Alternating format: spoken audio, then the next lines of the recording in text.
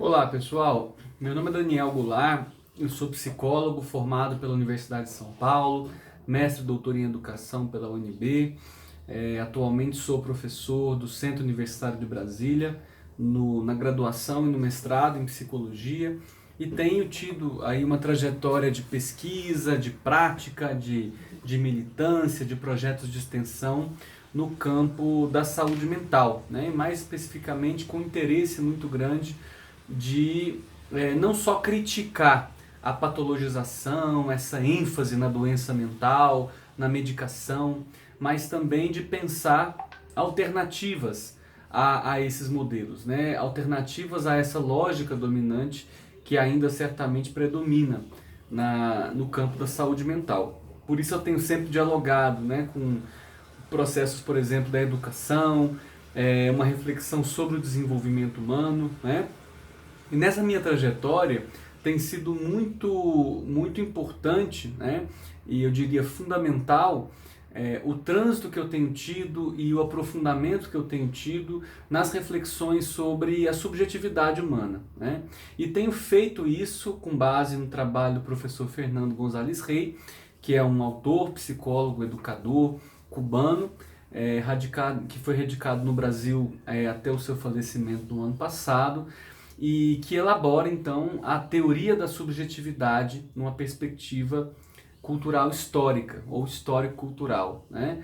E então eu tenho estado bastante centrado no desenvolvimento de processos educativos, de processos psicoterapêuticos, de ação institucional e de pesquisa que articulem essas dimensões em situações marcadas de sofrimento humano, né? De sofrimento psíquico grave, vamos dizer assim, né? E em vídeos anteriores eu falei um pouco a respeito da importância, do valor da subjetividade para a saúde mental, né? Falei um pouco sobre o trabalho com a saúde mental, né? Sem entrar em muitos aspectos teóricos, técnicos, né? Eu acho que para isso estão os artigos científicos, os livros, esse livro que está aqui do meu lado é um exemplo de minha autoria sobre essas temáticas e esse referencial que eu estou falando para vocês, mas eu quero mesmo tratar alguns temas gerais, ideias gerais que podem ser de utilidade para entrar em diálogo com a prática de vocês, eventualmente com a própria experiência que vocês já passaram, né? Então hoje eu quero discutir um pouco, falar um pouco sobre instrumentos para o trabalho com a subjetividade na saúde mental, né? E eu já falo também que essa noção de instrumentos que eu vou me apoiar, que eu me apoio para esse trabalho que eu faço, ela também tem como fundamento, né, esse trabalho, essa obra do professor González Rey, ao elaborar a metodologia construtiva interpretativa, né, no qual ele fala que o instrumento ao longo do tempo, né, ao longo da história da ciência moderna, das práticas da psicologia, da psiquiatria, da clínica, ele foi se tornando um processo relativamente estéril, ou seja, pouco atento à singularidade, às emoções, pouco atento às relações, aos contextos diferentes, né? Os instrumentos muitas vezes foram se tornando práticas normatizadas, validadas, etc. e tal, mas que não dizem respeito ao diálogo que a gente consegue construir com o outro, né? E aí eu gostaria de dizer isso, que o instrumento nessa perspectiva que a gente trabalha, que eu tenho trabalhado, ele primeiro é fundamental para a construção do instrumento que haja um vínculo, ou seja, algum envolvimento, alguma implicação afetiva entre as pessoas que participam desse processo, né? Seja ele um processo de pesquisa ou de prática profissional, ou de cuidado pessoal também, né?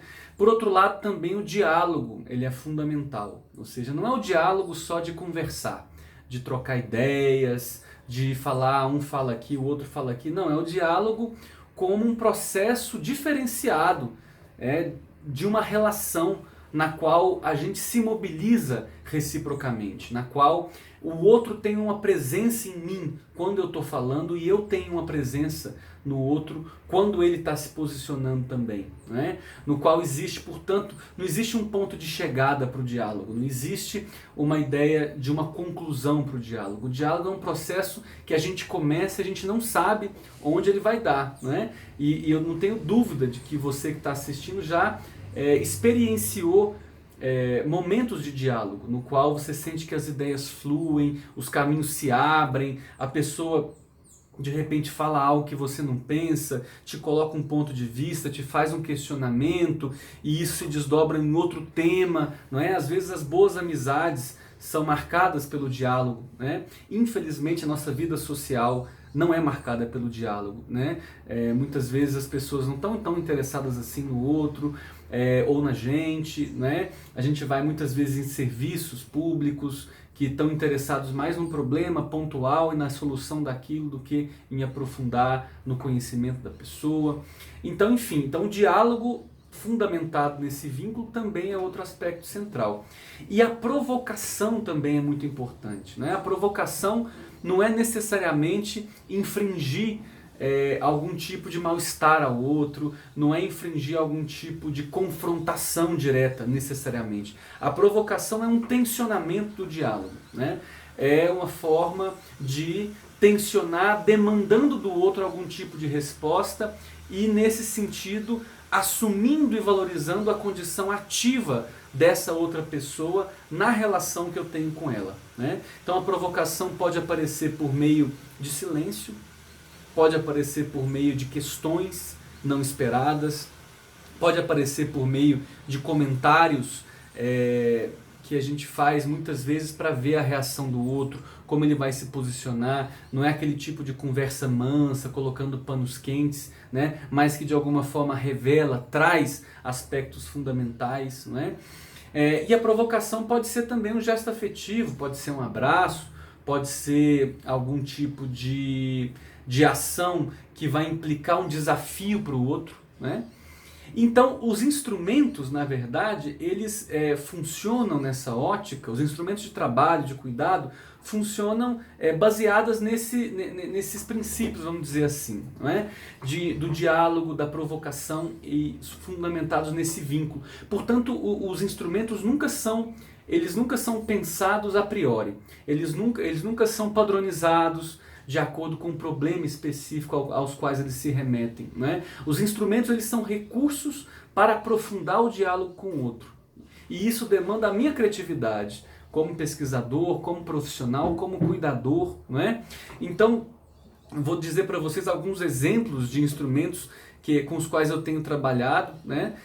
Que tem sido discutido em textos de outros pesquisadores que trabalham nesse referencial também, e pelo próprio González Rey ao longo da sua obra. Alguns deles têm o fundamento na própria dinâmica conversacional, que é esse fluido de conversa, que às vezes o pesquisador ou o profissional coloca temas e isso vai se desdobrando de uma forma imprevisível, então você entra, pede exemplos, fala eventualmente da sua própria vida também, né, como um recurso do diálogo, né?